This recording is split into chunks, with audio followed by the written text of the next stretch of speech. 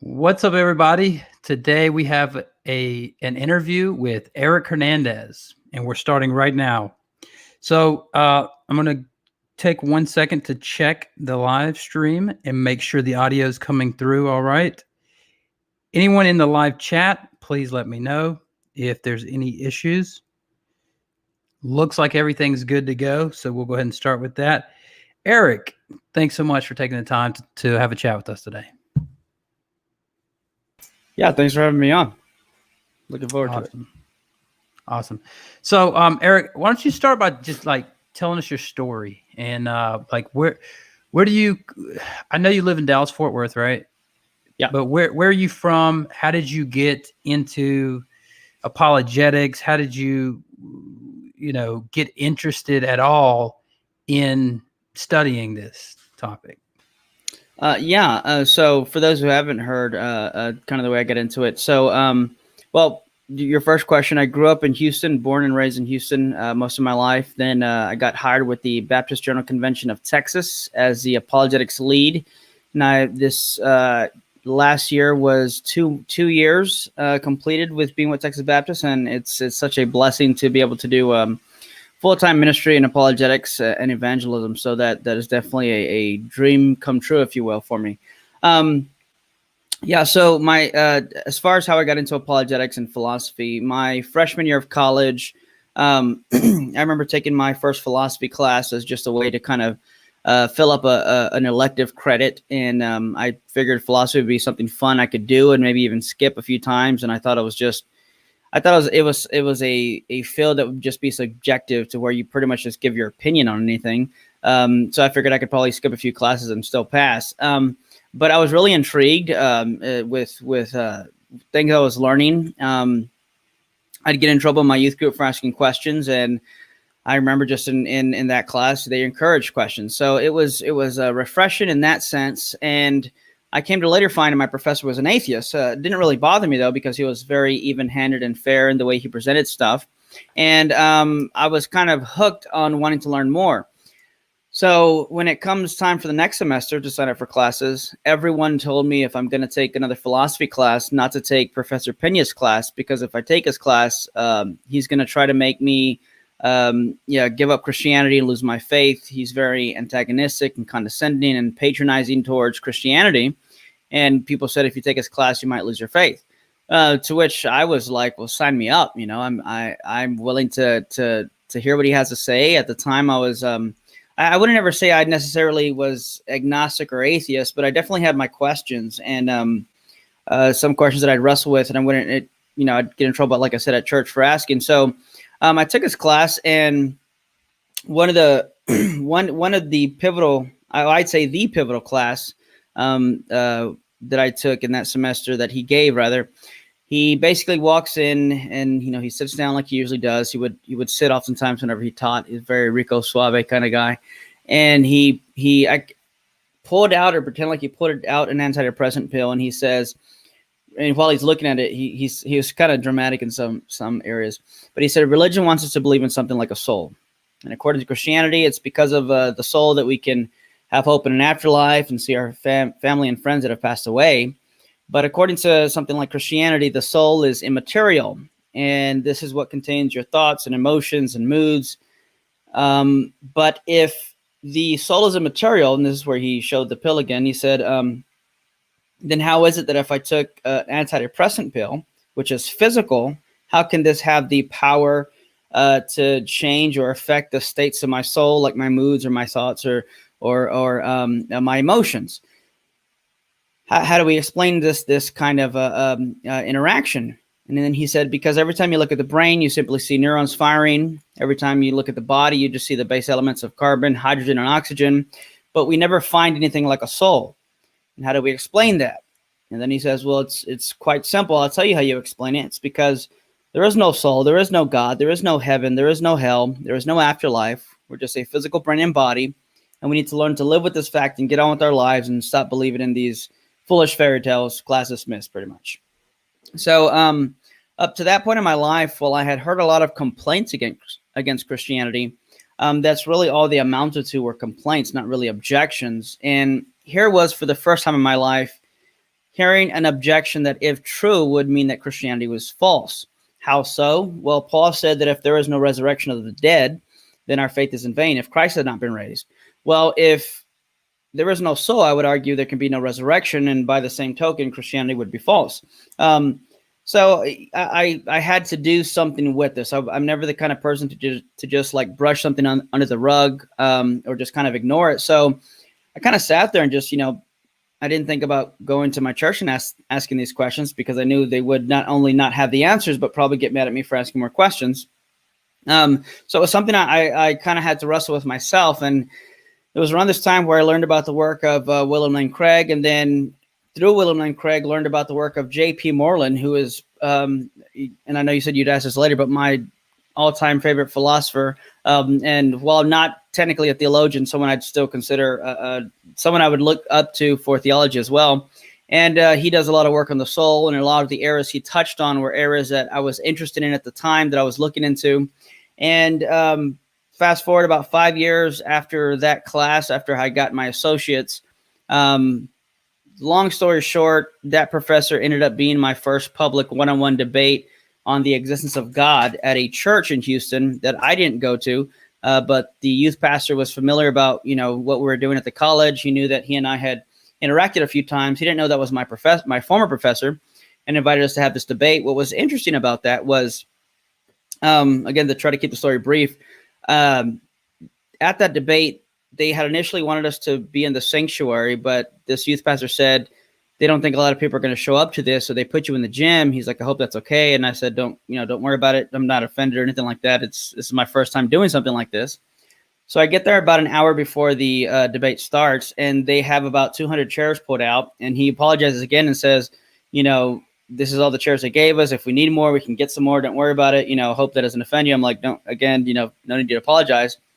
So about 15 minutes before the debate starts, after, being in the back and praying and preparing, I peeked my head out the door just to see who showed up. Well, those 200 chairs that were initially out were already full. They had put out 200 more chairs, and those chairs were full. There are people standing against the walls and people still walking in. And there were about an exact number, I'm not sure, because they stopped counting after they filled up the chairs pretty much. But total in person and online, there were around 600 to 700 people that had attended. And at that event, there were more atheists and Christians at church that night. And that kind of started a chain of events, if you will, of God opening more doors to either speak or teach on apologetics and do other things within apologetics. And you fast forward, that was 2012 or 13, and here we are today. Awesome. Very interesting story. And I'm sure there's a lot of other Christians that have a very similar story. So yeah, you're right. I've wanted to ask you, who was your favorite philosopher, first theist or Christian? And so I guess we know that one. And then, but what about non-theist or non-Christian philosophers? And take that however you want. I mean, whether it's, Muslim or just a non-theist. I really like Jaegwon Kim. He's a philosopher of mine who's not a theist. I like the stuff he does. What he presents is really interesting, especially his book, Philosophy of Mind. Thomas Nagel has always been a fun character to read, especially because he gets so much backlash from the atheist community, because he pretty much comes out and says there's no way naturalism can explain consciousness. John Sorrell is very entertaining to listen to, also a philosopher of mine. Michael Roos, who's not within Philosophy of Mind, I can appreciate a lot of the stuff he says, especially being a philosopher of science. So yeah, those would kind of be some of my top picks. Graham Oppy, who's a theist, he's also interesting to listen to. He's definitely thought through a lot of stuff and definitely smart in very many ways. So yeah, those are some of the top ones I'd say. Yeah, so I pretty much figured Nagel, right? I thought Nagel would be up there. A lot of those are philosophers that we hear about in, they're quoted a lot by top theist philosophers in debates quite a bit. So you mentioned Oppy. Did you say Oppy was a theist? No, non-theist. He's Okay, agnostic. yeah. I was about to say, yeah, I thought he was. All right, just checking. And then somebody just, as soon as I said that, somebody said that in the chat. All right. So, which brings me to my next point. I asked this of Ben Arbor when I interviewed him. What do you think about, and this is just from my experience, but it seems to me that the more academic atheists not only know the Christian arguments better, but represent them more fairly than what I will deem the internet atheist. Not always, of course, but generally that's what I've noticed. What do you think about that? Because Ben, he said, I see where you're going with that, but I'll just say that even amongst academics, there are, obviously the people who are just there to score points. But what has been your general what's the atmosphere been like in your experience? As far as academic atheists, pretty much representing the Christian side better. Is that what you're saying? Yeah. So between the internet atheists, which I'm more acquainted with, obviously, because I do discussions, and which there are some fair people among them, and the academic atheists, it just seems like in my experience that like when I'm listening to Graham Oppy talk to a theist or somebody like that, I'm hearing a lot more accurate assessment of theism and of Christianity specifically. And so like, I don't hear them making mistakes like, well, if God exists, then why is there cancer? Like he's like, dude, I took first year. Like I know what the fall is, and I know the theological responses. Like I took the first year theological courses. So, and I'm asking, like, has that been your experience as well, or am I unfairly categorizing the internet atheist? Well, no, I think you're spot on. Internet atheists are definitely peculiar, and I'll even say, to be fair, that's even true of quote internet YouTube apologists versus Sure. some of the academics. But yeah, I mean, you're really not going to hear very many, if any, academic atheists who are philosophers saying something like atheism is just a lack of belief in God. That is just ridiculous, and I don't even argue that with people just because I think it's a waste of time and widely irrelevant. Call yourself what you want, whether or not God exists, is the actual relevance of that kind of discussion. But yeah, I mean, you take someone like Aaron Ra or Skylar Fiction, or some of these other guys who are a little bit louder and more charismatic, if you will, and you find that they really, not only are they not representing Christianity accurately, they don't even know some of the core doctrines of Christianity.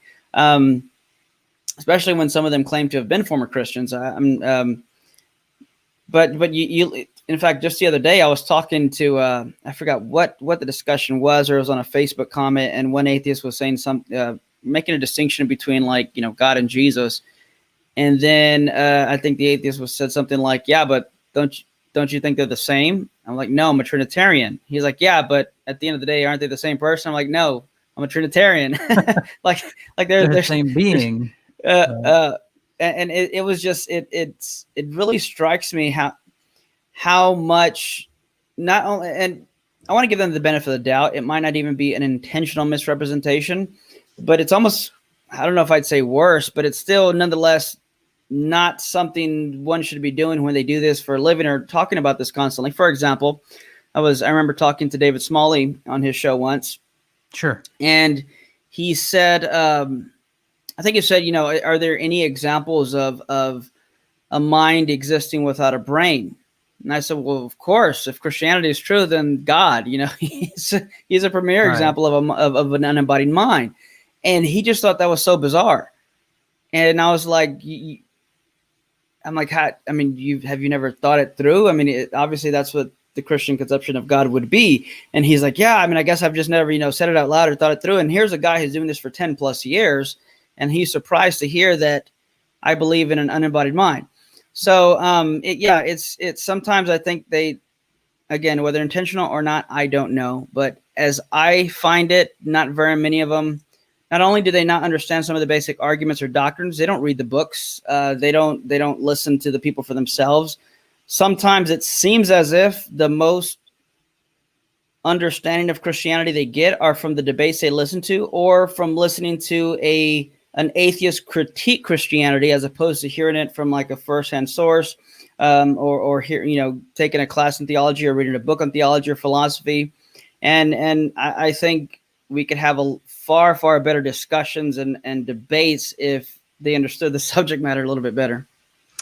Yeah, 100%. So, and like I say, I've had conversations, some unfortunately off air, with atheists and just say non-believers alike, that were very good conversations, and they were very familiar with the Christian worldview. So I just want to say that. But just in my experience, whenever I'm watching an atheist philosopher or somebody who's taken academic theology courses, it just seems more accurate. So, which kind of it reminds me of what my favorite quote from the when I interviewed Dr. Ben Arbor was, when I asked him, "What do you think about people where William Lane Craig has 2 PhDs and he studied time for like 11 years, just time, right? And things like that." And I said, "What do you think about it when people say, yeah, William Lane Craig, that guy's an idiot?"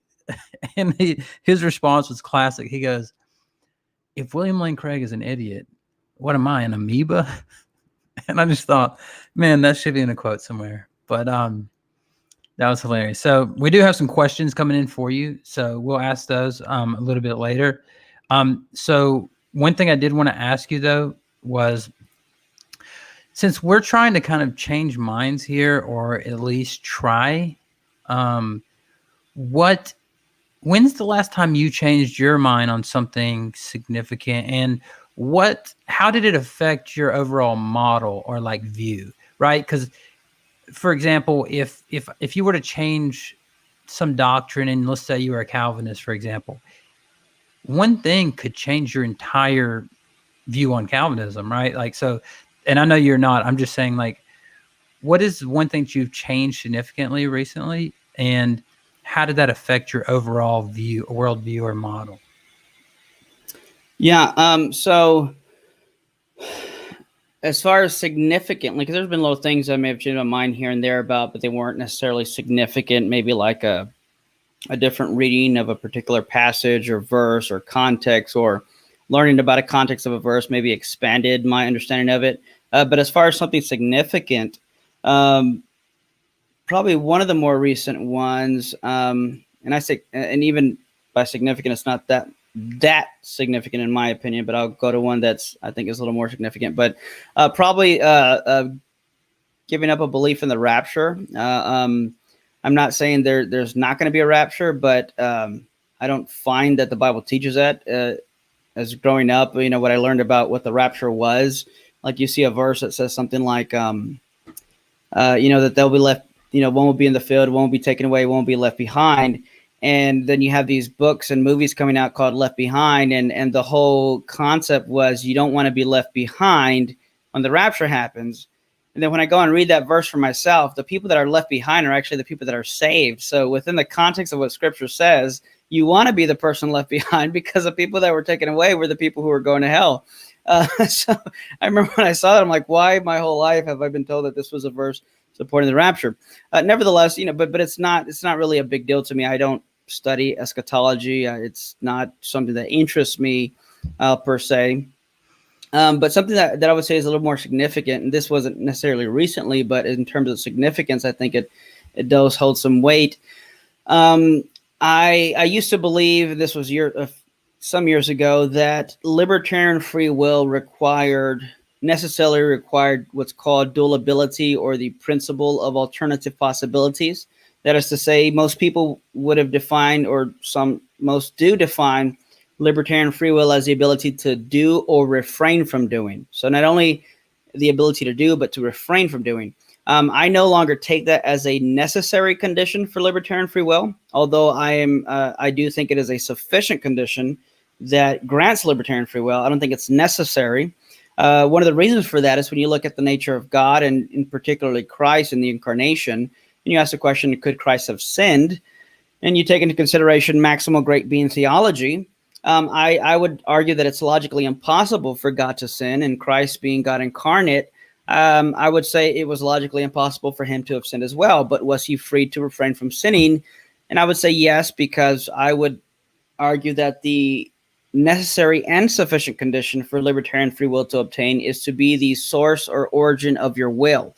So as long as you're the first mover with regards to your will or action, then I would say that you have libertarian free will. Gotcha. Yeah. So that's really interesting. That's one question I'm always interested to ask, because I like when somebody gets some piece of information and then thinks about it real hard and just thinks, I thought I knew what this meant, and now with this kind of changes everything, you know. So I love to ask that question. So with that, I guess, well, one thing I did want to say is, so I know you have a background in a heavy metal band. Is that right? Yeah, I was a drummer for a band called At Calvary. Tell us about that a little bit. I mean, you know, just tell us whatever, because I was in a punk rock band, and that's how I grew up. I grew up skateboarding, playing punk rock bands. We played like talent shows at libraries and stuff that were, I mean, it sounds really lame now, but it was super punk then. And so I'm interested in that because I've got an idea, but I'll tell you about it after. Okay. Yeah.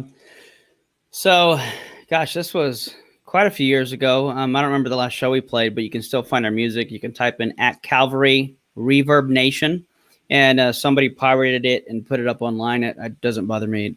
Even when we were playing at the time, it didn't bother me. But yeah, so there was a band. Some friends of mine had a band, and then they were looking for a drummer, and I had started playing drums, and they asked if I'd play. And at first, I kind of didn't feel that I had the talent to play metal, especially with the double bass. I was just learning that and some of the blasting, the fast beats, and I'm not sure if people are familiar with metal music. But I said yes, and I just started practicing and learning more, and I loved it, and I've always liked that type of music. It's definitely been something that I would just, I mean, I'd read my Bible while I'm listening to, you know, heavy metal music, Christian heavy metal music. It's very passionate music. So yeah, then we started playing shows, and then you know, the band kind of grew a little bit, and we started touring a little bit, and we did a cover of the song "How Great Is Our God," which at the time was pretty popular, and it was around like towards a bridge. Then we kind of transitioned from the screaming then to the singing, and then from the singing we transitioned into a breakdown, and then we screamed the chorus "How Great Is Our God," and that was pretty sweet. And then we ended a cappella. Every place that we played at, and we played at a lot of places, although we were a quote Christian band, you know, whenever booking agents or managers are trying to, you know, book a set or book a show, you know, they don't really care what religion or faith or what you believe. They're just trying to get bands that they think will go good together and will bring in a crowd, and bands that are good musicians and play good music. I thought we had good music, and other people seem to think so as well. So we would get booked everywhere. We've played everywhere from a high school to a Chick-fil-A parking lot to a church, to like a church talent show, to we played at a bar. We played at, if anybody's from Houston, the Meridian, Java Junction, some of those really cool places. Shared the stage with some pretty big bands. And anyways, and back to the How Great Is Our God. No matter where we played at one bar, had a stripper pole right in the middle of the stage. And even at that location, when we ended a cappella, How Great Is Our God, everybody would sing along with us no matter where we were at. And I always thought that was really cool. A few times even it bringing tears in my eyes, just hearing the whole crowd at a secular venue singing How Great Is Our God. Yeah, that definitely is interesting. And I'm glad you got to share that. That's why I wanted to ask, you know, because whenever I was playing in this band in, let's say, 9th grade, I want to say, our band was called, me and my friend, I got my friend to play bass. We got him a bass. I'll play guitar, and our drummer was an atheist. Okay. And so back then, all we ever heard about atheists were, oh, they worship the devil. That's what atheism means. Right. So you can tell this was quite a long time back, but the funniest thing is, at the time I had growing up, my grandma would take me to church some, but by this time I was just skateboarding and playing punk every day. Like I wasn't being made to go to church every Sunday or something like that. So, but we named our band Contagious, and we thought that was so awesome. We were like, dude, Contagious is awesome as a band name because it'll spread, right? And so anyway, I got invited by my bassist. His dad went to this church, and they invited us to go to this Christian concert in, I guess, Gatlinburg or something like that, called Acquire the Fire, where Reliant K and the Newsboys and like a bunch of those bands would be playing. And so we were like, okay, cool. We'll go because Reliant K is pretty punk, And so I was like, all right, I'll go with you. So we went up there, and we thought, man, this is actually a pretty cool little concert, for Christians. And we got there, and I'm telling you, when we got there, they introduced, and the next band, which is one of the openers, Contagious, and it blew our mind. We're like, no. So it's one of the most hilarious stories ever. We still joke about it whenever I see him. It was a little too contagious then, huh? It was too contagious. The name was too contagious. And just anyway, that was my first experience with like a Christian outreach concert, I guess you could say. And so anyway, I ended up having a good time. But I grew up listening to bands like MXPX, if you're familiar. And they're say semi-Christian. But anyway, so then my next question is, do you still have a drum set? I do. Sorry, I had to get my No, you're good. computer laptop plug fell. I do. It's at my parents' house though. So when we moved to Dallas, not knowing how much room we'd have and not wanting to take too much stuff at once, I left it there at my parents' house. And even here, now I have 2 kids, and I wouldn't know where to set it up. I mean, I could probably set it up in one of the rooms, but drums are just so loud, and I have like this, I think it's like a 20-inch China, which makes a lot of noise, which was the point, I mean, especially being in a metal band, you always get to mic your cymbals, and that 20-inch China makes a lot, very, very loud noise, but it comes out loud and clear when you're playing live. But yeah, I mean, I've kind of been tempted a few times to go grab it and, bring it over here, and I might sometime, but even if I played it, I mean, you could hear that from, a few blocks away. I just sold the last part of a drum set I had. And the reason why I asked that, though, is because I think it would make an interesting, what I think you and I should do one day is have a live stream, right? You're on the drums.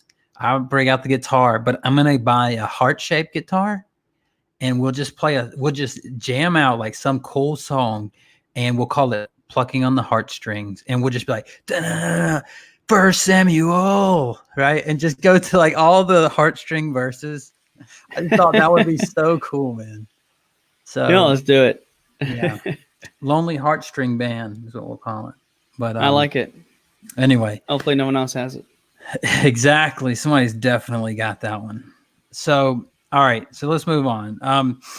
So since we did say that internet atheists can be a handful sometimes and not understand theology, is there anybody that you have debated with online since you've been here that really stuck out to you, that like, hey, this guy was actually, he had a really good impression on me, or he knew something something that caught you off guard where you thought, man, this guy's pretty smart, or he's very familiar with our position? No one comes to mind in the way you described it. And I'm not trying to be rude, and maybe there is, and I just forgot. I mean, some of that I felt like this guy understands the Christian position, or this guy has a really good objection or argument.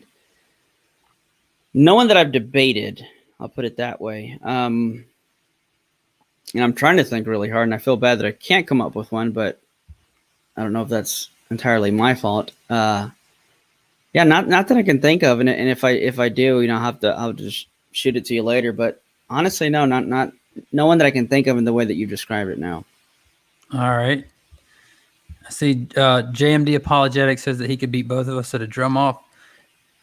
Me for sure, because I'm not that great at drums. So, all right. So I kind of wanted to say this because I'm listening to some of your recent debates. Mhm. Well, your last debate that you posted on your channel, you're talking, and you've talked with a lot of people kind of about the same thing, is you're talking about, at least you were touching on the distinction between natural and supernatural. And for example, in the last one, you were saying that it'd be a category error to talk. If I were to say like, hey, there's an invisible man that lives in this house, and you were to go like try to inspect it, and it's the same way with philosophy and science. And you're basically pointing out that atheists make a category error here. And so I say the same thing typically when I'm talking to non-believers, except for I say something like it all started with me back years ago when somebody first they were a low-level atheist, and they were just like, okay, God exists, show him to me right now. Where's he at? Just show him to me and I'll believe. And I was like, so you want me to show you a supernatural being in natural terms? And they thought about it. And I've always used that same response since, because that way is a way for them to understand immediately, oh, that doesn't even make sense. Right. So I guess because I'm still working out the differences between natural and supernatural in my own mind. And I had a great conversation off air with I think an agnostic named Ozzy, who was a philosopher a lot of people know. I wish it was online because there was a lot to be learned there. But he agreed with me on this. And so I guess lend me your insight. What do you have you studied much about in depth about the differences, and like how do you go about explaining these types of distinctions between natural and supernatural? Yeah, it would depend on a few factors. Of course, always how much time I have with the person and how much detail I go in, how much they understand about philosophy already, or what they know about certain things. But J.P. Moreland makes a really good point and distinction. He basically says that he would consider anything physical or natural would be anything that can be exhaustively described in the language of chemistry and physics. So if you need chemistry and, well, I'd first even say if you need chemistry and physics to describe it, chances are it is natural. But if it can be described in using the language of chemistry and physics, then it'd be natural. If it cannot, then it would be something beyond the natural. You can call it metaphysical, supernatural, immaterial, what have you. So take, for example, the states of the mind. So you have thoughts, beliefs, sensations, desires, and acts of will. Those are the 5 states of consciousness. And you can't describe these things using physical terms. And that would be things like weight, size, shape, dimension, girth, anything, location even. You can't use any of those to describe the states and properties of my mind. And when you put the shoe on the other foot, the same thing applies. You can't. You look at something like a rock or a table or a chair. Think of anything physical, and you can't use the properties that you would describe and attribute to my mental states. You can't use those to describe the physical states. You can't say that a rock is true or false. You can't say that a function is same thing, being true or false. You can't say that something like an engine running is has intentionality. Lots of these kind of distinctions that can be made that I think would make it perfectly clear that these are not, that we're not talking about something physical. Now, what's interesting is you can describe every single thing in the world that's physical, and not once would you ever have to appeal to a mental, using mental language that we would use describing the properties and states of the mind. You would never have to. You could describe all that without having to appeal to consciousness, for the most part. When you look at length, you can describe that without appealing to consciousness. When I say something 7 inches long, I don't have to appeal to a mental state. What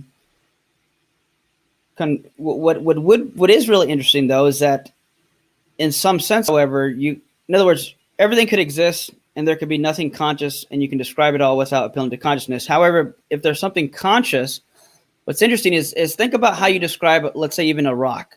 If you say the rock is something like hard, well, what is hardness? Now you can go and describe different properties of it, But at the end of the day, it's going to boil down to you're essentially going to be describing a mental state, because heart is something you feel.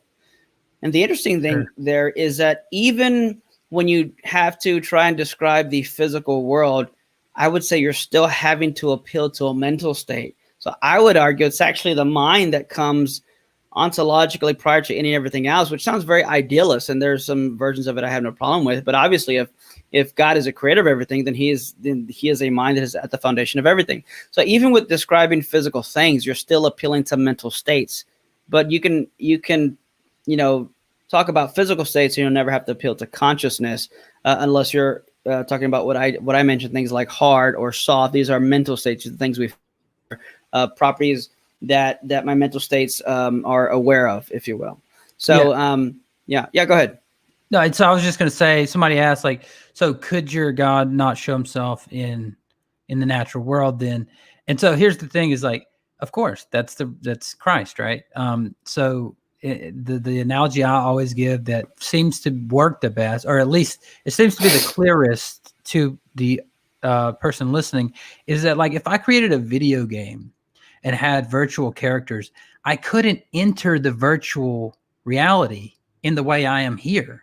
I would have to enter it as a character, a virtual character, right? And if I were to, for example, want to walk on water, a miracle, for example, I wouldn't like stick my hand into the game and stop their feet from touching the water, but instead I would just use a mod chip or whatever. I would use the means of that world by which to interact in the world. And thus you could tell certain things that don't occur, that the causation of those things are non-natural, perhaps, but not that it, that I'm coming through in the virtual world as my material, like physical self, right? So I think you probably agree with that, is you have to use the means by which of that world to interact with it. Yeah. And God's the one that created the world, so he set up, the laws of physics and nature and whatnot, the laws of chemistry. What I think people, the real thing that people have a problem with is they're so used to thinking in terms of a reductionistic, physicalist type of mentality. And I don't think it's something that comes natural. I think it's something that we're taught to think in this way, that we're kind of ingrained to think by our culture, by our society and whatnot. Because when you start, and that's why you get these silly questions like, well, show me God or show me the soul. And even, like, I don't know who asked the question or what they were intending to imply behind the question, but saying, oh, so your God could never show himself. I'd say, well, if you mean God the Father, no. And what's wrong with that? Like, how, at best it's a complaint. It's certainly not an objection. I'm not sure what, anyone else's position is on abstract objects. I tend to lean that way, that they exist. But let's say the number two did exist, just for a second. I guarantee you that no one has ever seen the number two. No one has. What you have seen are symbols that represent the number two, whether it's two scratches, whether it's a Roman numeral, whether it's, the one that we see every day. You've seen representations of the number two, but you've never seen the number two. So, and if it does exist, where is it at? Well, that's a category fallacy. If it's an abstract object, it doesn't exist anywhere physical. And that's why when people ask me, questions like that, or how many angels can dance on the head of a pin, I say, well, one less than the amount of number twos that you can fit in your pocket. How many number twos can you fit in your pocket? How much does it weigh? Right. If you put 5 number twos in your pocket, can you take it around the block 3 times? These questions don't make sense because of the nature of what these things would be if they existed. So I don't know why people get their panties in a wad when they say, well, science can investigate this, or where is God, or show him to me, and if I can't see him, then you cry me a river, kind of thing. So I think people are just so ingrained to think in these ways that it really handicaps themselves and limits themselves in what can or can't exist, and what they can or can't exist. I think it's for really bad reasons, like, I can't see this, or, well, God can't show himself. I mean, it's really more of a complaint than an objection. Okay, so do you think there are any good arguments for atheism? Or if not, do you believe there are any successful arguments, or not successful, but let's say semi-compelling arguments against God's existence? No, I don't think, well, I think there are some that are emotionally persuasive. I think that there are some that give you pause and think. That at face value, there may be some power to it, but after unpacking, it's completely undermined or undercut by something else. So obviously, the problem of evil, I think, is very emotionally persuasive to some people. But emotions aren't the best thing to judge truth off of. We all do things in emotional states that we shouldn't do or think or believe. I mean, look at a 15-year-old or 12 to 15-year-old boy or girl who says they're in love, and they're in 6th or 7th grade or whatever, or even up to high school, where they're not eating, they're always on the phone. I love this person, I'm gonna be with them forever, and then they break up and their life's over. But you look at them 10, 15 years down the road, and they don't even really remember about that relationship, or you get the point. Because if evil does exist, it obviously proved that God does exist. That's a whole nother discussion.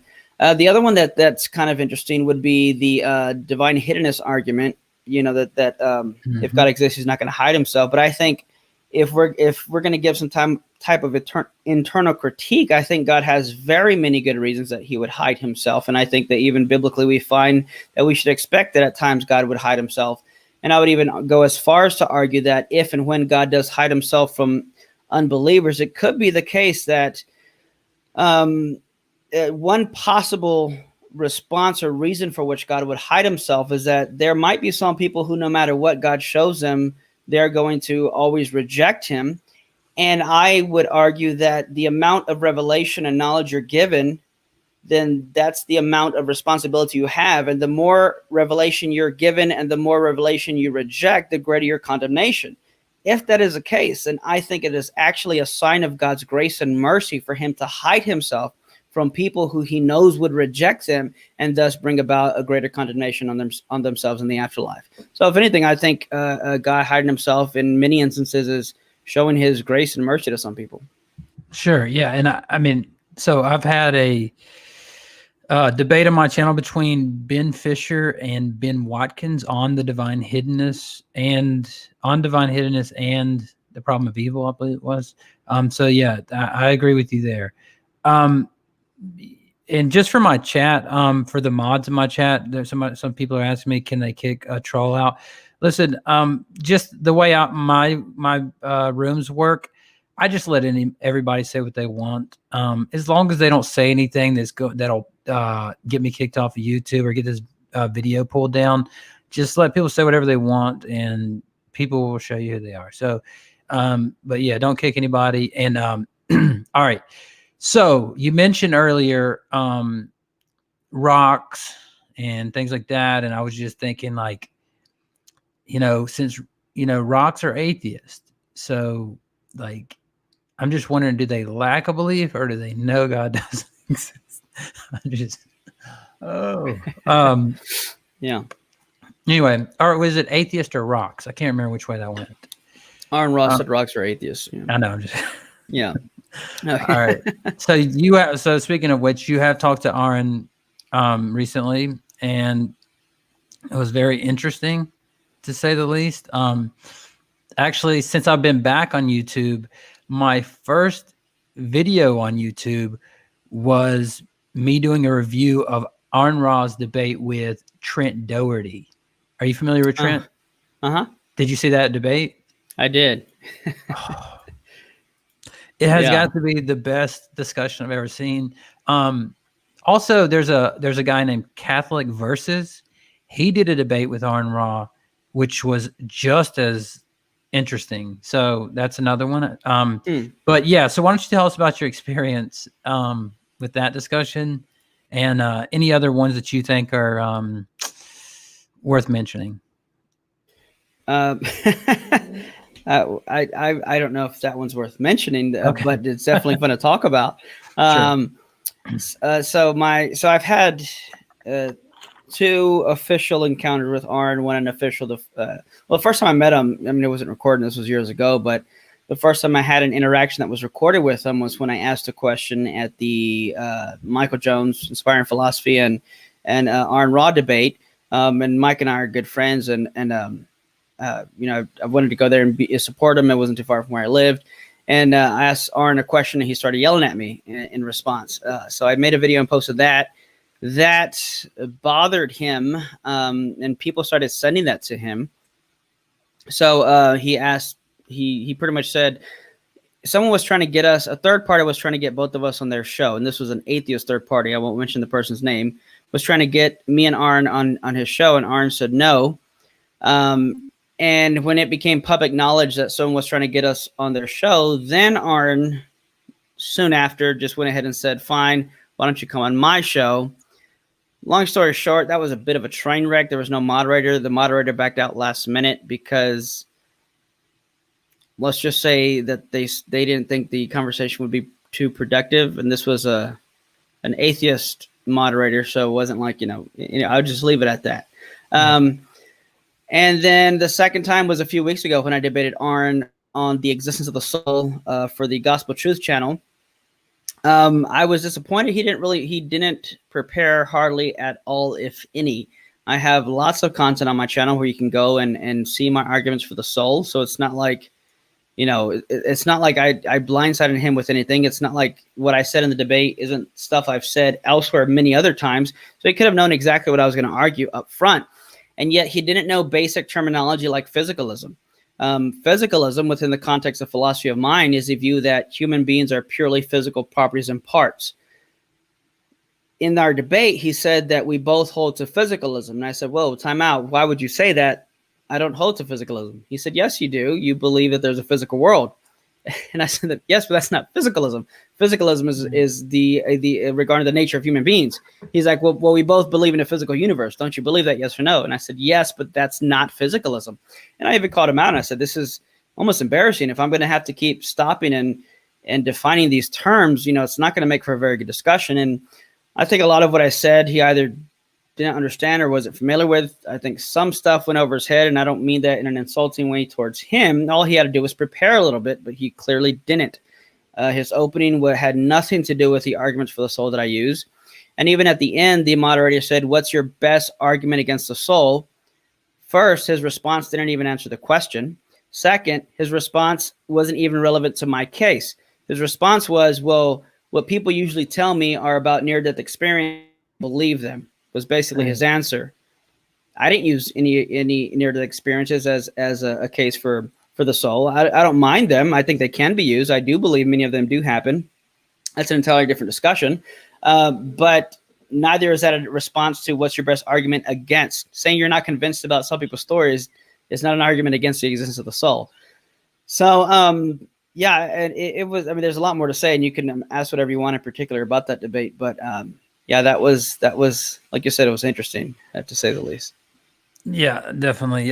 So I have got I don't know. So there's not a whole lot more to say about that. I think you had a more fruitful conversation with Matt Dillahunty. That was a public debate, right? Yeah. Aren't you guys both from Dallas? Well, I'm from Houston. I live in Dallas. He lives in Austin. I don't know if he's from there, but okay. Yeah, he lives there. But yeah, that was my first public debate on the soul, and that was a lot of fun. He did seem to be somewhat familiar with the argument, so I'll give him that. There was some stuff that he still, and that's fine, but some of the stuff he could have, I think, prepared a little bit better for. But we were able to talk a little bit more because he was familiar with some of the terminology a lot better than Arn was. So we did get to cover more ground. And then after that debate, it's on my channel. I went to a radio station. The guy who runs it is the guy who put the debate together. And we did like a debriefing review of the debate where I was able to unpack some things and some confusions that people might have missed in that. And I thought it went well. I liked it. And I've kept in loose touch with Matt ever since then. And every time, we see each other at an event or something, we always hug and pick up where we left off and have good conversations. Yep. So I thought you did a great job. And I've been following you for a while. you're one of my favorite debaters. Because because one thing is I'm really interested in philosophy. I also love watching debates on theology, of course, but I don't know. I feel like the philosophy is an easier conversation between theist and non-theist, because when you get to theology, it seems like it's almost always, well, here's what classical theology is, or here's what my theology is, and then the other side's like, well, that's, and then they will say like, well, that's immoral, or like they'll take it how they want to take it, I guess. And so I feel like philosophy has like an even playing field where you got to be like, well, hold on a second, because you're not even using the term correctly. Like, has that been your experience as well?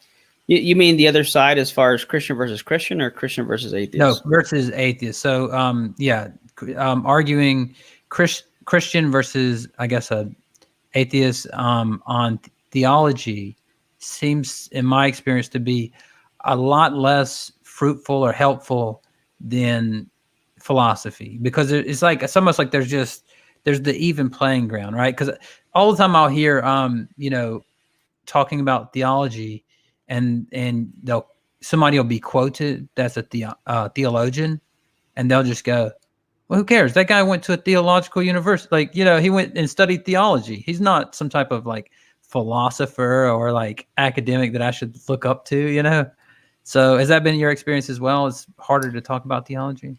Yeah, I guess just in principle, I usually don't discuss theology with atheists, not because I don't, in other words, like I don't know of an atheist who's going to debate, like which view of eschatology is correct, because they obviously don't hold to Christian doctrine. So, some atheists might say like, well, the Bible never teaches a soul, that might be something relevant, and, but it's still within the field of philosophy. And I think sometimes when I've had atheists, even with Aaron Raw, him, and I've had another atheist before in the past, try to argue that it's not clear whether or not God is physical or immaterial, because they say, look, he's walking in the garden, so he has legs. The Bible says he has hands, and that's really, I'm taken aback by it. I'll put it that way, because what you learn in like not kindergarten, like Sunday school, you learn about personification. Of course, they don't use these big words, but in other words, you even learn this in you do learn in elementary school. How there's poetic language, figurative language, and then anthropomorphic. You learn about theophanies, Christophanies. It could have been Christ that was showing that is the angel of the Lord, or couldn't have just been God manifesting in physical form. But I think the Bible is clear on these things. But to just throw out some verses and say the Bible contradicts itself is to really show one's ignorance of what the Bible actually does teach holistically, and how these verses are understood. Because I think, and even Christians, I want to be fair here, it's not just a quote atheist problem. Even some Christians, read their Bible, don't really know how to read it, and they read it through these 21st century American eyes and try to fit in our own culture and worldview and perspective of what we think and believe and how we act now into what the Bible's saying. And you lose a lot of it. When you read the Bible, you don't want it to necessarily say, what is this saying to me? You want to read the Bible and say, how would a Jewish person in this century, in this time period, understand this to mean? What would they take this to mean? That's how you want to understand Scripture, not as a, quote, American reading it through American eyes. Sure. Right. Yeah, exactly. Because God's going to go to people in their time and explain things in such a way they will be able to understand them. Yeah, 100%. So, so I guess, let's talk about something real that I don't actually hear a lot of people talking about. Okay. Because when we think about apologists, right, and apologetics, we think more about like the Kalam argument, and we think more about like abiogenesis and different things that come along with apologetics. But it's like somebody asked me a while back in a Hangout, and this is back when Google Hangouts were around, and they said, I can hear you. I have my headphones in. I gotta get a plug real quick. Yeah, go ahead. But I guess I heard. Yeah, go right ahead. So somebody asked me a while back in a Hangout, back in the Google Hangout days, like, what is one thing as a Christian like you need to work on? Like, what can you work on? Because obviously you don't probably have it all together, right? And so with me, I guess the one thing that I would say is like prayer. And what I mean by prayer is like, it's interesting because the way we think, right? And the way we think about prayer sometimes for me is difficult because whenever I'm like, let's say I'm going to pray over a meal, for example, and I'm sitting there with my meal and if I just say the same thing, like, please bless this food and use it to nourish my body and strengthen me, it almost seems like it becomes so ritualistic that it almost loses the meaning to me. And so I guess one of my things is like, I feel like probably young Christians probably struggle with a lot of things like prayer and maybe some issues with like lust and licentiousness and different things like this. But I rarely hear about those things in apologetics. And I wonder why that is. Like, have you ever thought about that? And do you maybe lend your thoughts on it? If not, we can move on, but just, what are your general thoughts on that? Because like I say, it seems like apologetics historically has kind of been more like ethereal and like, big thoughts. And so I like Søren Kierkegaard because he always got down with his pseudonyms to, man, what about Abraham's faith? Like all these people know logic, they know Hegel, and they know all. What about the faith of Abraham? That's hard to understand sometimes, So what do you think about that? Prayer and things like that in apologetic? So you brought up a few things. Remind me again what exactly about prayer you were asking. So with apologetics, it's typically more about, of course, defending the faith, right? But it just seems like with apologetics, there should be like help with things like prayer and things like that. Because like I say, sometimes I struggle with prayer. It's just like, how do I? Some people say like you can just a moan like sometimes can mean something to God, and people explain it in different ways. But sometimes when you're sitting there and you're like, oh, I've already prayed this prayer like 10 times, like this month, it's like, I want something more meaningful. It's like, do I tailor every message differently? Go ahead. Sorry. Yeah. So, excuse me. So, Moreland has a really interesting talk on prayer as a spiritual discipline.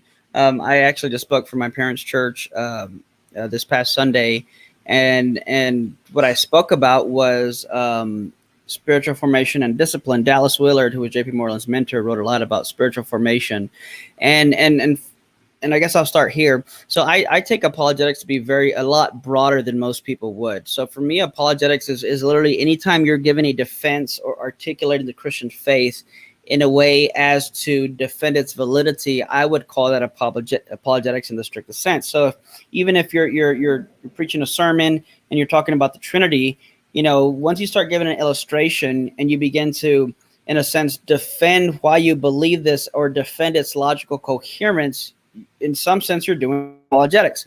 That being said, with regards to prayer, that's also something that has changed my mind on prayer, looking into it and even listening to Moreland's talk on it. And he basically says prayer is something that we can actually, in some sense, co-labor with God, in that the more we're praying for something and lifting up our prayers, the more that we're, in a sense, working towards achieving that, and it's keeping our mind on that. It's disciplining us in that way. So basically, he gives an illustration he gives, or what he uses as an illustration, like was it Moses when they were fighting, and as long as his arms were lifted up, they were winning, and when they came down, they were losing. So people would hold his arms up, and he says to think of prayer that way, as something lifting something up before God. He goes through a whole teaching on prayer. And what I changed my mind on was, usually I would think, well, you just have to pray at one time and God knows what you want. Moreland would suggest, no, you continually bring it before God. You're making a request. Part of the purpose of prayer is to try and get your prayer answered. So, and then of course you can go into the apologetic aspect of, well, what good is prayer if God has foreknowledge of the future? What does prayer do? Quote, can God change his mind? And I think just learning and answering these questions about prayer gives you a much fuller and richer perspective on prayer, along with an appreciation for what prayer is, both spiritually, both in terms of spiritual formation, both in terms of discipleship and using it as a tool for discipline. And yeah, it really enriches your prayer life and really enriches your view on the way you communicate with God. So I definitely, try and touch other areas aside from the quote philosophical, although I think everything is underlined with philosophy. When I preach, on a Sunday morning service or at a church, if I'm not asked to necessarily preach directly on apologetics, there's still gonna be an apologetic bent to it, even if it's something like about prayer or God, or who God is, the nature of God. Of course, there's always philosophy underlining that, and there's always an apologetic articulation and defense that we're giving for here's our perspective on this doctrine and here's why we believe it. Yeah, thanks for that. Yeah, I remember when I was asked that question after I said prayer, I think Veckel and G-Man, a few other people were in there, and a couple of them said, yeah, prayer's probably one for me as well. So it was interesting for me to see, like, hey, look, that's something, because sometimes it's hard to communicate with other people, right? Like, it just seems like so obvious that it'd be hard to communicate your thoughts. So, and sometimes too, and let me say this. Go ahead. And now, I don't know if you someone would consider I'm taking off my apologist hat or not, what have you, but I think sometimes too it might be the case that some apologists are so, and I'm not even thinking of anyone in particular, so don't think I am, but I think sometimes apologists can try and separate themselves so much from the spiritual aspect of Christianity that they either don't talk about or maybe even neglect, whether intention or not, I don't know, but stuff like just intimacy with God. Sure, we have arguments. We have great arguments for God's existence, kalam, contingency, ontological, all kinds of things like that. But there's also times where I just pray and I just sit and I just put on some music and I just kind of slow dance with God. Call me crazy, but that's actually, so that's kind of what I was getting to. That's what I kind of meant by that, is like with prayer, is the intimacy, like with it's the, what some people would say meditation or something like that, right? It's the communication and yeah, so that's kind of what I mean. And well, let me put it like this. So I often say God's very romantic. He brings me flowers every spring. He wakes me up with birds singing. We slow dance. He paints me a sunset every day. And obviously, there's it's a little bit poetic there. But like when I first met my wife and we got married, sometimes we just sit down together and watch a movie, or we wouldn't even have to watch a movie. We just kind of cuddle, And sometimes I cuddle with God. I'm just chilling and we're just cuddling. And it's my Father. Christ called God Abba, which does mean father, but it's almost like the way a child would say it, like a child saying daddy. Mm-hmm. And I never want to leave that aspect, and I never try to make that impression. Sure, there's times where my focus is, on the metaphysical nature of substance dualism, but at the same time, that morning or night, I'm praying with God. I'm listening to some worship music, and worship music also is very broad for me too, because I would consider some of the heavy metal music I listen to worship as well. But yeah, there's just, times where, I'm just getting intimate in that kind of just chilling with God. You can call that meditation, you can call it whatever you want. But I'm just, bringing my focus and my center of attention back on God and who he is. And yes, again, the apologetics has a lot heavy to do with philosophy and whatnot. But, again, we also can't miss those parts in scripture where there is intimacy. There is, spiritual stuff happening, that I might not be able to necessarily formulate into an argument. Doesn't mean you can't. But in those times, I'm not trying to formulate an argument from religious experience. I'm just trying to just relax in God's presence and be in the experience. And I think there's absolutely nothing wrong with that. If God exists, then these things do happen. So if anyone has an objection to it, they would have to first show that God does not exist. But if he does, then sure, we would perfectly expect those kind of things. Yeah, well, thanks so much for touching on that, because, like I say, that's one of the, that's it's an interesting issue, and I think that we should talk about those things more. I feel like sometimes that people are embarrassed to talk about issues like that because they feel like they're too fanciful or like too ethereal. But I don't know. I thought it was interesting. Thanks for your insights. And now that we're talking about simple things before we go into the Q&A. Let's talk about doxastic voluntarism. I'm just kidding. But honestly, what is your take on like changing your beliefs and like being able to not only being receptive to, because I'm thinking like I've heard you touch on this before, but it's been a while. But like what are your takes on changing your beliefs and like being accepting or open to new arguments? Do you think it's just based on physical factors? Do you think it's based on personality traits, which I obviously think that's part of it, but give us a couple of minutes talking about changing beliefs and what you think on that. Yeah, I think if you're shown to be wrong, you should definitely change your beliefs. Now, what goes into changing your beliefs? Well, there will be a lot of those factors, and I think it does come down to. There's a lot to say here, but I'll say it this way. Before you change your belief, you're going to have to already be the kind of person who is willing to change their beliefs. So you can't, if you're not the kind of person who's at least willing to admit you're wrong and change your beliefs, then when you're presented with evidence that should change your belief, you're not going to change it. So you have to first develop the type of character that will be the kind of person that, if presented with the right evidence, would change their beliefs. So it's something you actually have to be proactive about from the outset. You can't just expect something to convince you to change your belief if you have not developed your mindset and character to be the kind of person that would do it in the first place. So that's one big factor, and that's why I think a lot of people don't change their beliefs.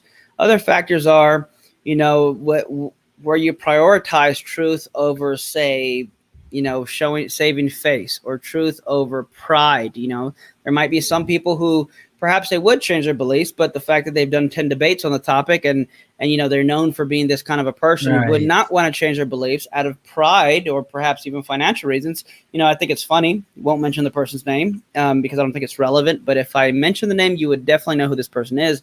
Very popular atheist who often says stuff like, if some Christians, maybe are atheists and they don't admit it because that's how they make their living. Now, I'll concede there certainly are some people like that.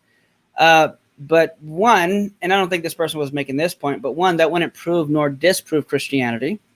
Two, the sword cuts both ways. The person who made this statement has a lot of Patreon followers, gets paid a fair amount of money when he goes out and speaks, and has a great YouTube channel.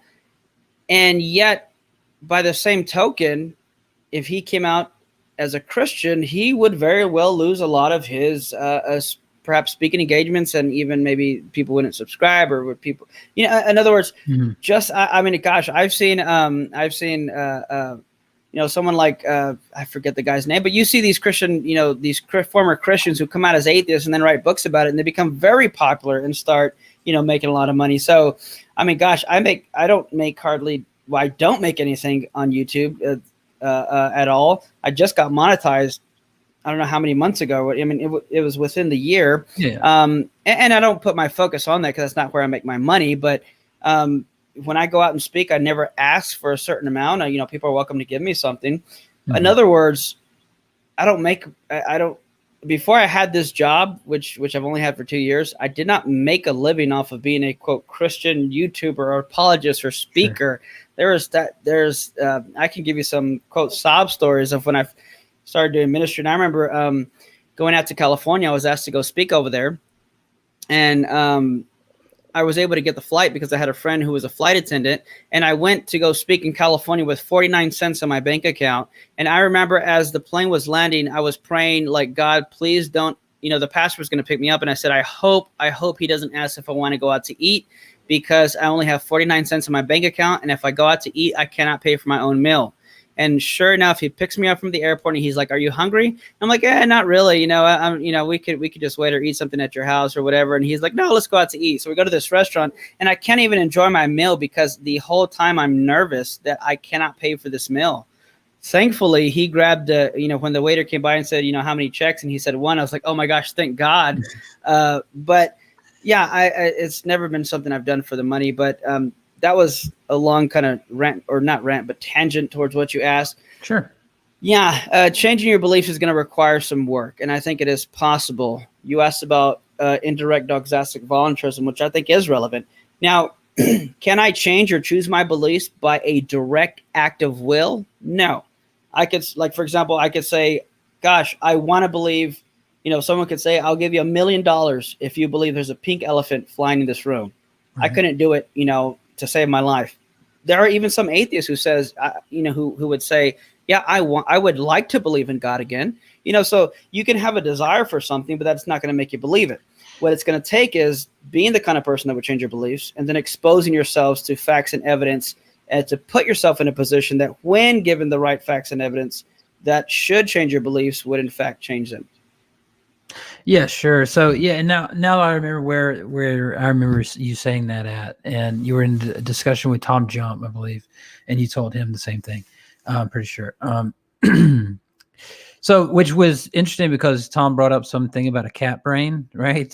And he eventually admitted, like, well, I don't know where I got that. I just kind of made that up. But so I thought, well, hey, let's give Tom some credit for that, because at least he admits, like, after the fact, like, hey, that maybe that wasn't a thing. And I know there are there are a lot of atheists and agnostics, which some of which are in the chat, which just tell Arn Ra all the time, like, you're so wrong about this. But he just is like, stick and stay is bound to pay. So I definitely get what you're saying about that. And I know atheists that use being a former Christian as as part of their stick, and some Christians do the same thing. I talk about when I was a non-believer, right? But I've said publicly before plenty of times, even when I was a non-believer, I wished I was a Christian. Not that I wish I could believe it. Like, even when I was a non-believer, sometimes I would intellectually assent to Christianity, but I wasn't living right. And I just couldn't, you see what I'm saying? So mine's more of a nuanced position, but with that, I don't want to hold you here all night, because I know you probably want to get to the fam, and I've got some other things to do. I'm getting married next weekend, so I've got to get some things put together. Congratulations. Well, thanks so much. I've been told congratulations so many times, because I did my bachelor party all the way back in like February, because I wanted to go take a snowboard trip on my bachelor party, and so I couldn't do it at this time of the year. So so yeah, I did that, and I put a really cool video of our trip and our snowboarding and stuff. I shot with the GoPro Hero. It's on my YouTube channel, but that's pretty cool, and check it out if you want. But thanks so much for that, and we're going to go into the Q&A. Feel free to answer these as quick as possible or as long as possible. It doesn't matter to me. It's all about your time, and if you want to treat them like like it's just a quick, brief question, no problem. So, first question is from the programmer. It says, Converse, how does the brain work with the soul? Also, have you and Scholar Fiction made up? Haha. Yeah, that's very funny. Yeah. So I don't know if he's talking to me there or you, because what's interesting is so that before we answer the question, I seen the video that Skylar Christian account, faux account, that he made. And so anyway, I know that he got in trouble with his fellow non-believers with that. And so do you want to say anything about that, or you just want to go ahead and answer the question? So well, to what you asked, a lot of part of what you asked. So I have nothing personal against Skylar. I made one video of our debate. Since then, he's made about 6 videos of me, give or take. I did find it disingenuous that he would make a fake account and then come out and say, and then he tags me on Twitter saying something like, somebody sent me this video. I don't know what it's about, but I think it's about Eric Hernandez. It's going to premiere tonight. And then it just came kind of fishy to me. So I just swiped once or twice and, scroll down a little bit. And sure enough, the tweet somewhat below that is like, hey, patrons, check your inbox. There's a new video of Eric Hernandez, and it's really funny. So I'm like, okay, so obviously not only has he seen this video, he sent it to his Patreon supporters, and it was just very evident that he made the video and he was just making another account. So then I was kind of curious, like, why would he make another account for this? When the video premiered, it was really evident why he would make another account. I won't say too much about it unless I don't mind if you do. I just don't think it's really worth talking about. But in the video, there's some inappropriate scenes and suggestions implicit sexual content regarding myself and other male YouTube apologists. Right. My first thought was it's not funny. It really wasn't. I mean, even if it's offensive against me, I'd still laugh if it was funny. You know, I mean, you could still make a joke that's funny even if it's offensive towards me or towards my character. Somebody else, not me, somebody else had pointed this seems kind of borderline homophobic, as if like you're making fun of, like you're trying to insinuate Eric's gay and then making fun of it. I'm like, well, yeah, it's I could see how someone can take it that way, and yeah, it's. I don't want to describe the video because it would be inappropriate. Sure. That's fine. But I could totally see how someone can get that. Me lusting after other fellow male YouTube apologists. So I never tagged anybody. I didn't care to. Again, I didn't. Whatever. So other people did. Now, because I'm not one to follow drama or anything like that. But it was interesting that someone else had made I think it was Josh had made an apology on behalf of Skylar, and people are like, hey, that's great, but shouldn't Skylar be making this apology? Now, setting that stuff aside, whatever his intentions were, I mean, if I do something, even if I don't intend to make it seem some way, but people take it that way, I could swallow pride and say, hey, you know what? I apologize if people took something some way, and I know he has a lot of friends and followers along with the LGBT community. I have family and friends who are part of, the LGBT community, and setting any kind of religious thought aside, whatever your position is on this, you're still not going to make fun of the way someone identifies himself in that way. And again, I'm not saying he was. I'm not. Yeah. I'm saying some people took it that way. I didn't start anything. I didn't tag anybody. Yeah. But not only did he double down and say he wasn't going to apologize, he re-uploaded the video after taking it down. So I'll just leave it there. As far as the other question about how the soul and brain works, I think it's had a follow-up as well right after that said, sure. Just how does the brain communicate or work with the he said, how does the brain communicate or work with the brain? But I know what he meant with the soul. Okay, yeah. So I think it's what's called a primitive action. It's a basic direct action. I don't think there is an intermediate mechanism that's going on. There have been some people that have come up with like quantum. I know IP has a video coming out where he does talk about this. It gets more into like quantum mechanics. That's admittedly over my head. But he has a video that he's coming out with that he asked me to look over, and I think it's a great video that touches on that. There's been other people that try and give explanations of it, but nevertheless, I think it's a basic action, and what that basically means is that there has to be some point to where A just directly interacts with B. There's no intermediate mechanism. If I say, how does your car engine, how did you get it to start? And you say, well, because, this piston fired. Okay, but how did you get that piston to fire? Well, because this thing happened. How did you get that to happen? At some point, you're going to have to say, well, I turned the key. Well, how did you get the key in there in the first place? Well, I put it in. How did you put the key in? At that point, I'm going to say, just like that. There's not going to be an intermediate in between. I put the key in by putting the key in something else in order to put, no, it's just a direct action. So I think that's in a nutshell, to try and be brief. It's that type of direct action. Yeah. So the same person asked, do you plan to pursue philosophy of mind as a profession, like like a PhD or anything like that? Say it again. He just asked the same thing, but I'm sorry, the same person asked, do you plan to pursue philosophy of mind as a profession or like a PhD, anything like that? Yeah, I'm redoing some classes so I can set up to get my master's in philosophy. I'd like to get my master's in philosophy and then perhaps eventually pursue a PhD. And I would like to if I did, it would be in the philosophy of mind. The issues would be time and money. Because obviously, things aren't free, and you can't just do them. And like, it's not like in high school where you just do the project like the night before and like kind of throw stuff together and whatnot. So it's the higher up you get, obviously, the more reading and papers you have to do. But yeah, if I did pursue one, it would definitely be in that area.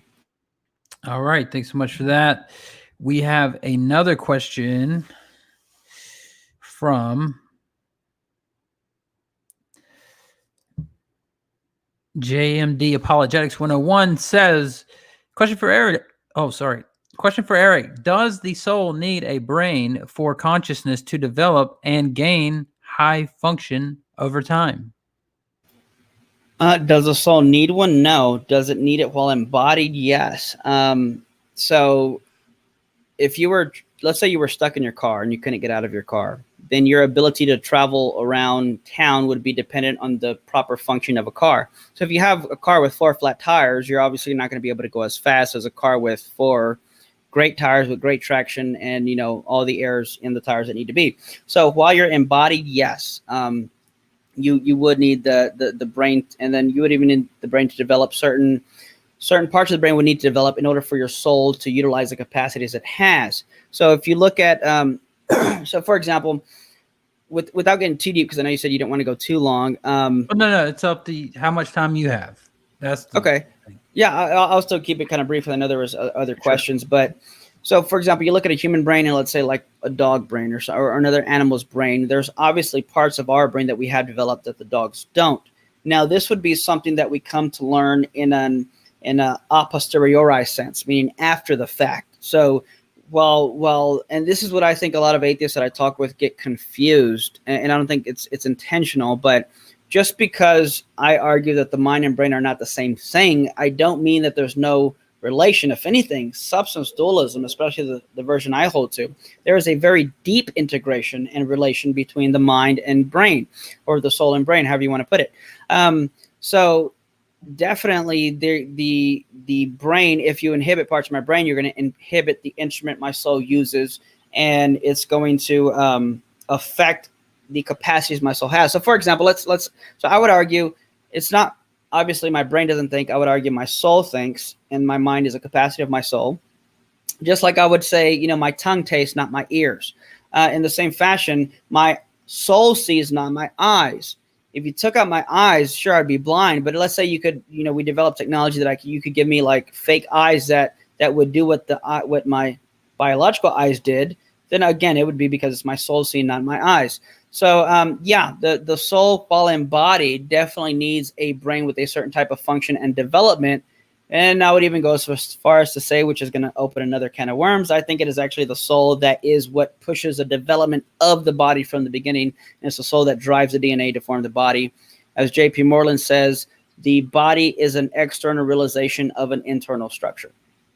Okay, yeah. I noticed you mentioned that in your last debate.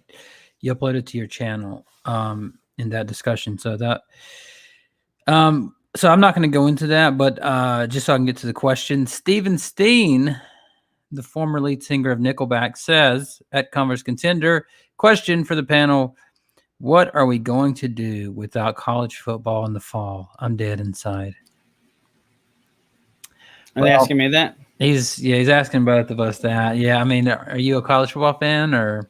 No, not so much actually. I even hardly watch NFL much anymore. Just one for time, and just usually if I have free time, I'd want to like play some video games or something, or play with my kids, or play video games with my kids. So interesting. So okay, yeah. So our next Steven Steen, I'm right there with you. There's no Clemson Carolina game this year, which is a huge thing where I'm from because it's the biggest in-state rivalry there is.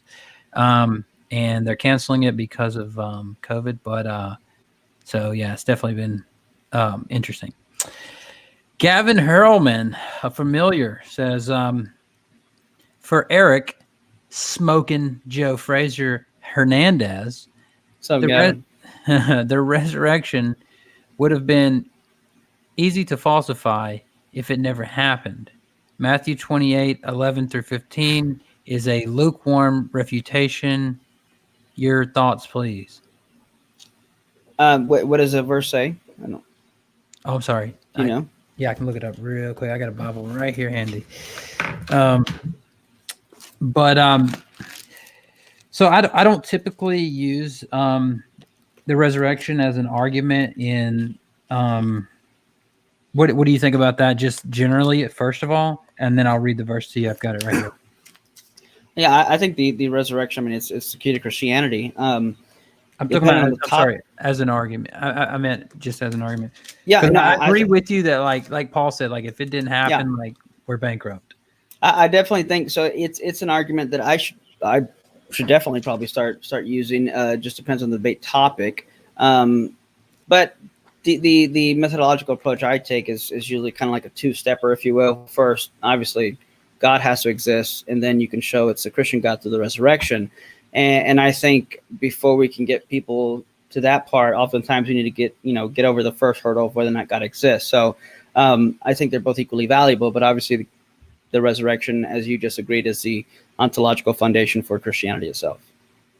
Yeah, so I agree. Like, because like if we're having a discussion on because I know Craig uses this a lot, right? Like we're having a discussion on does God exist? He will use the resurrection, or he used to a lot. And so I think sometimes it's like Hebrews had a verse that said something like, first, in order to come to God, you must believe God exists, or I think it's Hebrews 1, but I could be wrong. All right, so the verse in question is Matthew 28:11-15. Jesus said in the previous verse, Jesus said to them, "Do not be afraid. Go and take the word to my brethren to leave for Galilee, and there they will see me." Now, while they were on the way, some of the guard came into the city and reported to the chief priest all that had happened, and they had assembled with the elders and consulted together. They gave a large sum of money to the soldiers and said, "You are to say his disciples came by night and stole him away while we were asleep." Okay, so I guess it's the disciples stole the body. Yeah, that's what I figured he was referring to. I just wanted to be sure. Yeah, no, I think that's exactly it. I think it's enemy at the station. I think. Yeah, it could have been easily falsified if they knew where the body was at, and for the guards for them to have to think of a reason to explain the empty tomb implicitly concedes that the tomb was empty in the first place. All right, JMD Apologetics 101 again says, would Eric ever debate Jefferson Yakitori? That is a troll, and I know it because I know Jefferson Yakitori is just JMD Apologetics atheist alter ego. Really? Yeah, I don't know who that is, but yeah, it's a secret. It's just don't tell anybody it's his alter ego. People think he's just his twin. All right, next question comes from Shannon Q, a familiar you'll be familiar with, says, yeah, hey Shannon. Yeah, she says qualia can't be proven. That's a bit silly as a concept to me. Yeah, well, I first say hello, Shannon, and I still have a lot of people saying that they really enjoyed our discussion and saying that you're one of the favorite interlocutor interlocutors that I have had. Sorry, my ADHD medicine is wearing off, so my articulation slurs. I still appreciate that. Qualia, yeah. So I don't know what she means by prove. Qualia is basically the texture of a mental state. So, for example, take something like pain, which is a sensation, and pleasure, which is a sensation. How do you know the difference between pain and pleasure? Well, the way we know the difference is not by our brain states, because when I was 5, I knew the difference between pain and pleasure. I know the difference between pain and pleasure because of the qualia, the qualitative texture and feel of those mental states. So same thing with drinking something sour versus, again, let's say being stuck by a pinprick. They're both sensations, but they have different qualia. They have different feelings to them. How do I know the difference between something sour and something painful? Because of their qualia. So qualia isn't necessarily something you prove, but something that is a first person experience. I mean, to me at least, that's like saying thoughts are not something you can prove. How can you prove that I have a thought? Well, you can't. Now you can point to my brain states, but you're not proving I have thoughts. You're showing that I have brain functioning, but that doesn't prove I have thoughts. The only reason we make that correlation is because the way we come to map the brain, by when we ask someone to think a certain thought, then we look at their brain patterns, and that's a posteriori correlation we've made with thoughts and certain brain states. But qualia isn't something that you would, quote, prove much. I mean, it's even suppose we lived in a world where, well, we do live in a world where people are colorblind. I had a friend who couldn't see the color green or the color red, and those colors looked yellow to him, which made it really hard for him. Which I'm like, well, what do you do at stoplights? And he pretty much said he's memorized the order of the lights, but I could never prove the color red to him. Imagine that. How can I prove the color red or green to this person who, I forget what the exact term is, but his color blindness, the condition was a condition that did not allow him to see red or green. He's never seen those colors in his life. Imagine that. The money looks yellow to him. Grass looks yellow to him. It's like he's living in a Dr. Seuss world almost. How could I ever prove the color red to him? I mean, I couldn't. It's not something you can prove.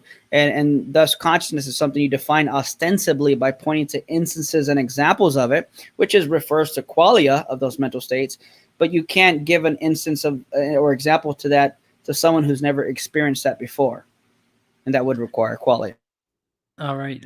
Briefly, one more response. Shannon says, but qualia, this is live. But qualia is just a description of a mental state that can be experienced but not transmitted or articulated. Like, I can't prove you see purple or feel pain. Do you wish to respond to that? No, it sounded like you changed your voice to a higher pitched voice. I don't know if you're trying to sound like Shannon.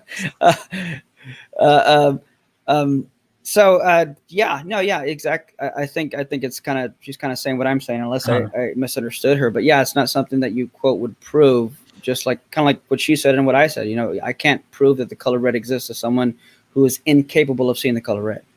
Okay, so cool. Iron Charioteer wants to know what kind of music you listen to. Says, when Eric slow dances with God, what music does he put on? It depends what music's playing. So when you look at the Jewish context, they would use dance as a form of worship. And one of the reasons I continued to fall in love with the heavy metal screaming music was the type of dancing that there was. They call it slam dancing or hardcore dancing. And there's a two-step in it too. And I would love to get in the pit and just throw down. And when you look at something like King David, he would often worship God by dancing, to one point to where when he danced to worship God, they said he lost his mind. If you go to a heavy metal concert and you look at the way they dance and hardcore dance and slam dance, it looks like they lost their mind. But, you know, when you're singing along to the lyrics and music, well, that's not slow dancing. I know that was a particular question, but that is still a form of worship to me. Slow dancing depends. I mean, there's a lot of great worship music. Now, I don't like all worship music because I think some of it is not worship music. Some of it's more narcissistic than worship music. Greg Koukl said it best when he said something like, he said, worship is supposed to be something that we give to God, but instead, modern worship, a lot of it sounds, as opposed to being, worship and praise to God, it's more of a celebration of our own feelings. So a good, fair rule of thumb is if you hear a worship song and you hear the word I far more times than you hear God's name mentioned, chances are it's not a worship song. It's a song about how you feel, and that's not worship. All right, thanks so much for that. Iron Charioteer ask, Converse, ask Eric if there was a creator of the universe. How do you know it's Jesus or Yahweh? If there's, I get the Islam would definitely point towards that. And if the resurrection's true, then obviously Christianity is true. So, and Christianity encompasses that God created the universe.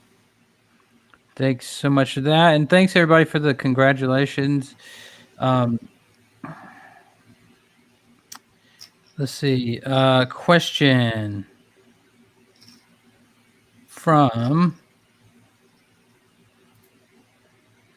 Okay, these are just points about volunteerism. Let's see. It's a complex question. Shannon said that 47 people have sent her that IP video that you referenced. The one I'm referencing, like I said, I'm good friends with Mike. We've been friends for some years now. The one he sent me hasn't, if I'm not mistaken, hasn't been published yet. Oh, gotcha. Unless it just came out like maybe today or something. But every now and then, if it's something on, and I'm not saying this to brag or anything. Yeah, sure. And I don't think it was a secret or anything like that too. So hopefully it wasn't. Okay. But he when it's do with consciousness or something like that, he'll send it to a few people, and sometimes he sends me that stuff and just says, hey, just take a quick look at it. Tell me what you think. Yeah, he totally sends them to me too, and I'm just kidding. So Jordan, it's spelled different. Markey says, what is the soul exactly? Now that's an interesting question, right? Because we hear people like John Lennox and others saying like, we know what gravity does, but like, what is gravity? What is one graviton? I don't have a clue, right? Well, he's asking, what is the soul exactly? Do you have a response about that, or is it mystery or what? Yeah, absolutely. So on my YouTube channel, I have a 2.5 hour video where I'm interviewed on the soul, and all I talk about, well, not all I talk about. In fact, I think I touched a little bit on the whole 49-cent story in my bank account. But yeah, no, where I go a lot more in depth. So the soul is an immaterial substance, and it contains, or you can say it's the possessor of consciousness. And that goes into questions like, what is a substance, the nature of a substance versus something like an aggregate.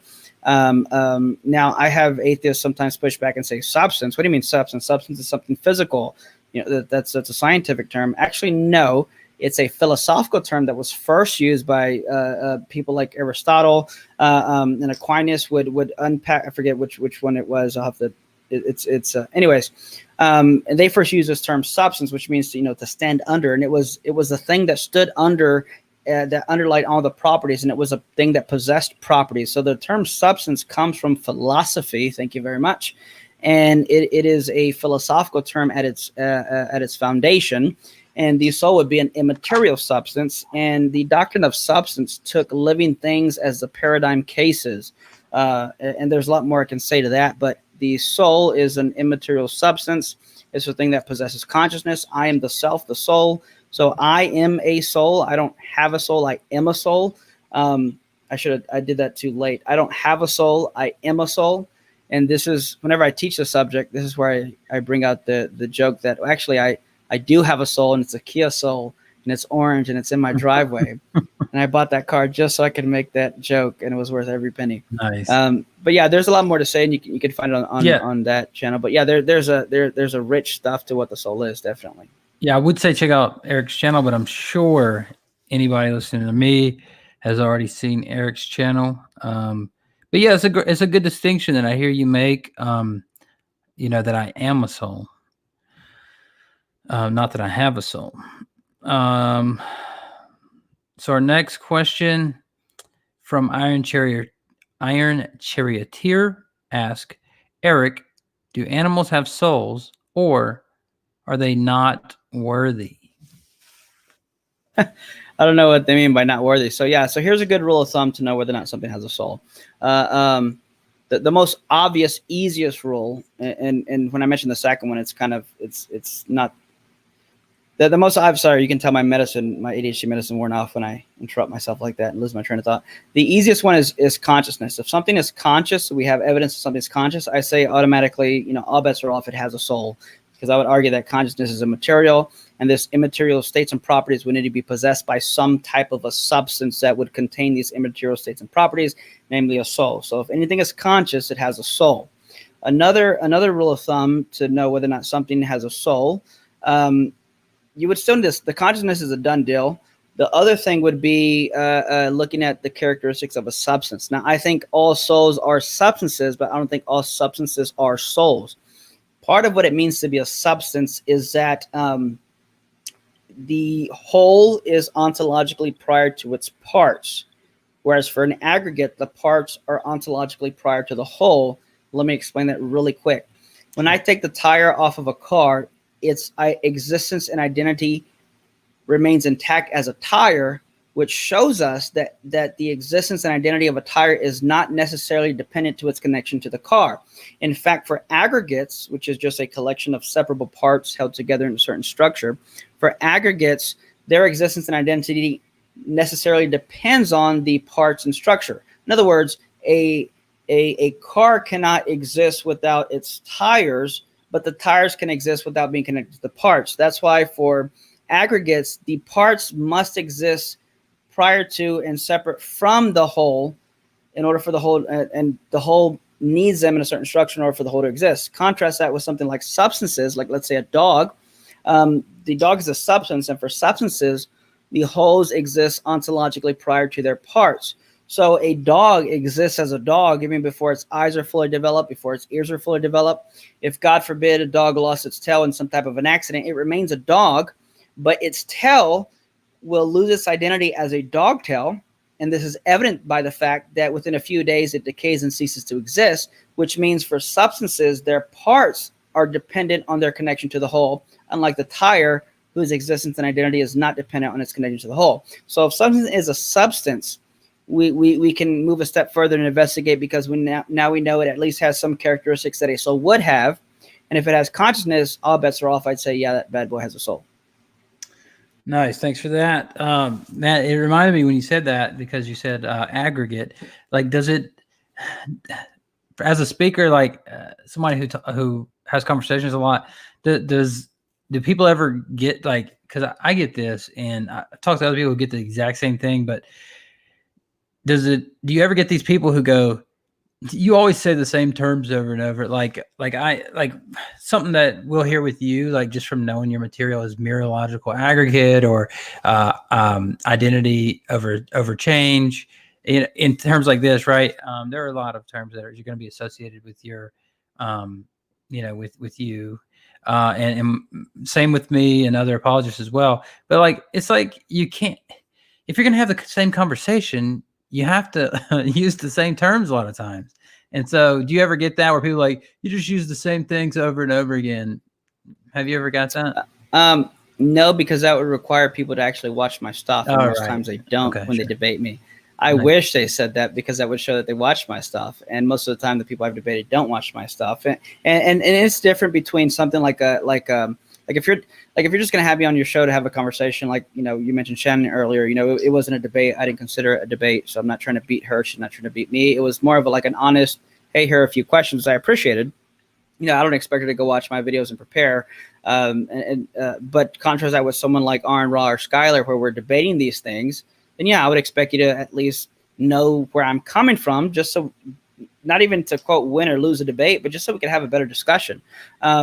So yeah, I wish people would say that, because it meant that they're watching my stuff. But no, most of the time, I don't think I've ever heard that. Maybe one person mentioned that, but it was more like, oh, you used that argument last time. I'm like, yeah, and it still works. So why not? Why not use it? Right, exactly. It's a good argument. Exactly. Like you should be able to beat it. So we have a question from Shannon Q. Says, no, I've already read that one. Read it as soon as it came in. Question from Iron Charioteer. Ask Eric if the soul, the electromagnetic aura that surrounds the body of conscious beings. Maybe he means is the soul an electromagnetic aura that surrounds the body of conscious beings, which already from his description you can tell no, because he says he is a soul, not that he has one. Right.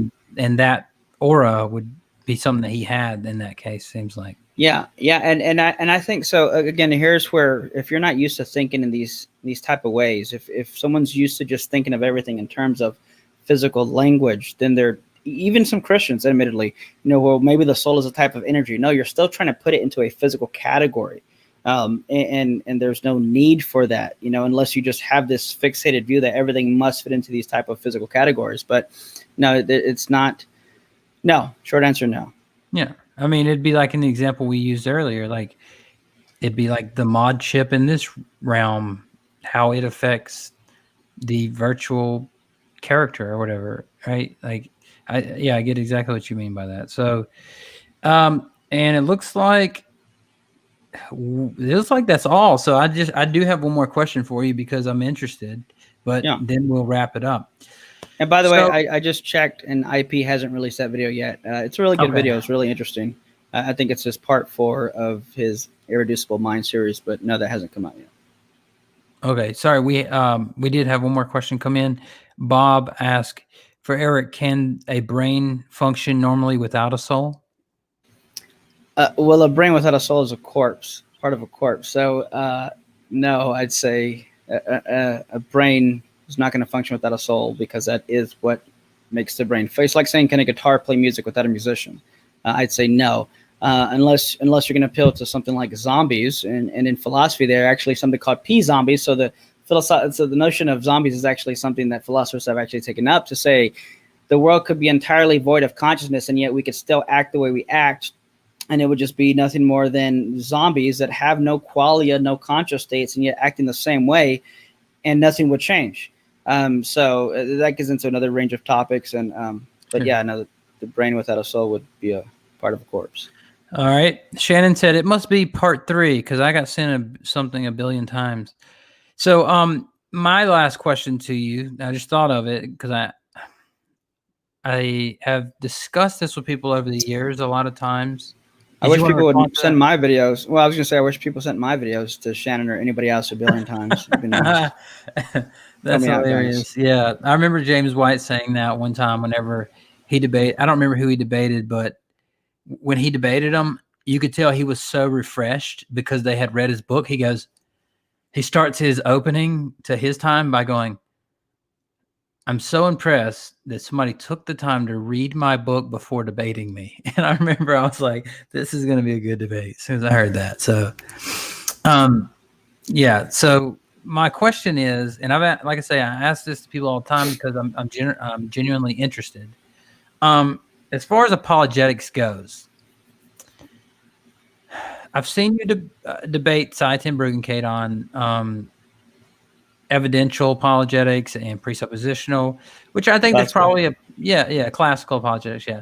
So I think there's probably and we just had a great discussion, speaking of James White, I don't know if you've seen that, with James White, Randall Rouser, who I've teamed up with in debate before, and a few others. That was a really interesting conversation, but it's more targeted toward what do you think about fire and brimstone preachers? And the reason why I ask this is because I've actually had like some PhD level like Christian philosophers tell me, listen, I study this and I use the evidential approach and all this, but I was initially, what made me like really consider this and like as an option and like move toward this is I heard a fire and brimstone preacher on campus, and he really hit something in me, right? And then I've listened to guys like Jesse Morrell and others who go around and kind of shock audiences with some of their like inflammatory language for students on campuses and things like that, and it gets the students all like riled up and like mad. They're like, "What are you saying?" And first of all, what do you think about it? And do you think that there is a place for it in apologetics? Yeah, so just go on that. Well, I'll say I don't think I've ever used it as an apologetic methodology. I think if anything, if anywhere it could be used in like a Pascal's wager, perhaps. But I don't think a fire and brimstone type of preaching is going to convince someone who does not believe in God. Like, we're just talking about Shannon or any other atheist or, Arn or anything like that. It's not going to scare them into being a Christian because they don't believe there's a hell. It would be no different than you or someone else, telling me if you don't accept Allah, you're going to hell. Or if you don't accept, well, it's not going to scare me because I don't believe in these things in the first place. So I, as far as an apologetic, I'll just say I don't personally use an apologetic. Now, if I'm talking to someone who already believes in God, or believes in the supernatural and believes in God, but perhaps aren't Christians or living the life like they should, there might be a place for something like that. I don't know it. Like, again, I don't think I've ever personally used it. There are some Christians I think who just kind of like you said, they're just looking for a shock value. I don't know their intentions, and I'm not going to try to judge them from from this length, not knowing them personally. But I mean, I think sometimes some people could do things for YouTube views and to see how people react, or just to piss someone off and say things they really shouldn't say. You get the point, basically, without going too deep. I mean, there's a place for some things, and I think most of the time when it's used, it's not the place for it. Like I saw, without mentioning names, I know someone had lost, I think it was a miscarriage or something, had lost their child. Yeah. And like in that tweet, this Christian was started trying to preach to them. And I'm a Christian, and even I was like, yo, that's like, it's not the time, Right. Not that I think, you don't preach, but I'm saying, if someone's, even the Bible says, rejoice with those who rejoice and mourn with those who mourn. There's a time for mourning. There's a time for just being there for somebody. There's a time where, it doesn't matter what you believe, hey, if you just lost someone, if you just, lost something, I'm just going to sit right next to you. I'm just going to listen to you. I'm just going to hug on you. I'm not going to, in other words, it's not about me right now. It's not about what I believe. It's just about, are you okay mentally? Are you in a good place? Is there anything I can do for you? And I think that is being far more of a Christian. That's being far more of a Christian than trying to witness to them in those kind of times where, it's only going to push them further, upset them. Yeah, and 100%. I was in a discussion the other night, and we were having a great conversation on the same wavelength, me and a non-believer, and then a Christian comes in the room and just starts this turn or burn stuff, right? And the person, after trying to speak over them, just left the room immediately. And I was like, oh, we were just having a great conversation. So that's interesting. So Brian Stevens says Eric was right on that Converse. So you should clip that. But yeah, I just want to say thanks to Eric for coming on, and we really appreciate it. Wish there was more, but I do have to end this. So tomorrow evening, I will be moderating a debate on modern day debate, tag team debate with Tom Jump and Godless Girl on the same team. I know you're wondering, how did I do that? That is a secret. It's G14 classified. But they will be taking on Smokey Saint and Music Analyst, which is a cool character. So check that out. And it'll be tomorrow evening at 9 p.m. Eastern. And then we'll have one with Standing for Truth on Thursday at 9 p.m. Eastern. Probably won't be back on Modern Day Debate next week because I'm getting married next weekend. So, thanks for everybody for showing up. Thanks for the live chat. It was on fire tonight. A lot of interesting conversations. Yeah, Brian Stevens says smash that like button. And again, Eric, really appreciate you stopping by and having these conversations. Yeah, thanks for having me on. It was fun. Thank you.